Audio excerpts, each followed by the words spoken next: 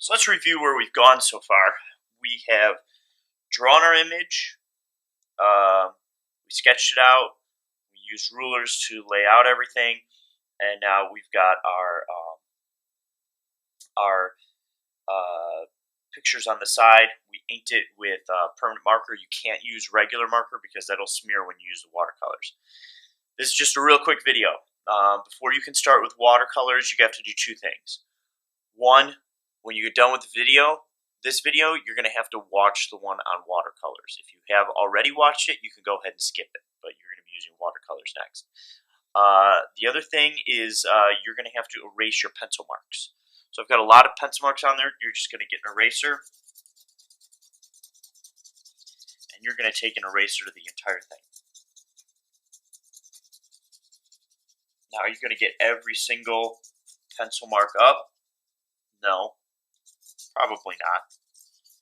But you at least want to clean it up a little bit, because once you put the watercolor down, you can't really do this. You can't really erase pencils after the watercolors are down. Okay, so here we go. Take as much as you can of this off. Make sure you got everything. Again, it won't be perfect, but you need to get as much off as possible.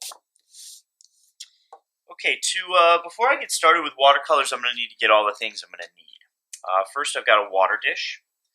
I've got a mixing dish, these little tiny cups. All right, you don't necessarily have to use these. You can use regular Dixie cups. They just don't have very much of a area. To do that, you're going to need a paper towel. I'm going to be using some raw liquid dye-based watercolors. Okay, you can't use these for all of them because I don't have all the colors, but where I can use it, I'm going to try to. Because I'm going to be using these, I'm going to use these little cups. You can use a regular cup. You don't have to use these. And then I've got my praying watercolor set. Okay, this is a newer one. You might not get one that looks this nice. Don't freak out. As long as it's got some in there, you should be okay. And then the last thing, even though I am working on a thicker watercolor paper, I still want to tape this down, because inevitably with watercolor, your paper is going to bulge. The water fibers are going to get wet again, and they're going to start to bulge up. So I'm going to tape this down so that it will stay flat as long as possible. So there we go. All right, now I am going to be able to do colored pencils for some of the details if I want to. This is mostly for some of the big areas, but I'm going to try and get as much done with the watercolors as I can. The colored pencils are just kind of more for a highlight to get some really dark darks. Watercolors, for the most part, you want to stay light. If you're trying to get too dark with it, it's not going to work. So, like I said, I've got my praying watercolors here, and I've got my green and blue regular watercolors here. So I'm going to go ahead and get started. I'm going to first do this in here. If I need to mix any colors, I can mix them on the page, or I can mix them in here. And go ahead, sit back and watch. I'm going to go ahead and get started.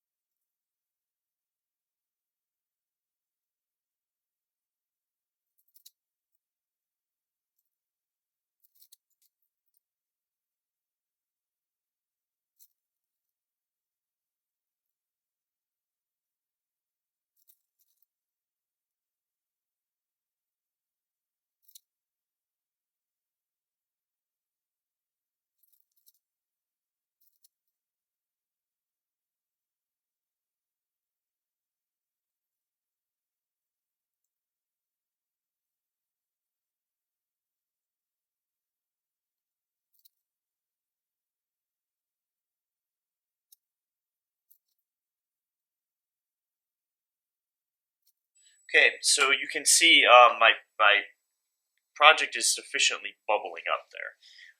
I'm going to go ahead and let this dry for a little bit before I'm going to go on to the next part.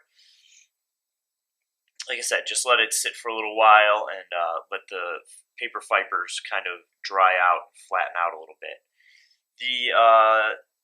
As you can see, you do the flats first, and then you come in and you just kind of do some darks and do some highlights and things like that. I will be adding a little bit of colored pencil, not much, but you guys can get an idea on what this project looks like. So go ahead and get started with this, and then we'll do the outside later.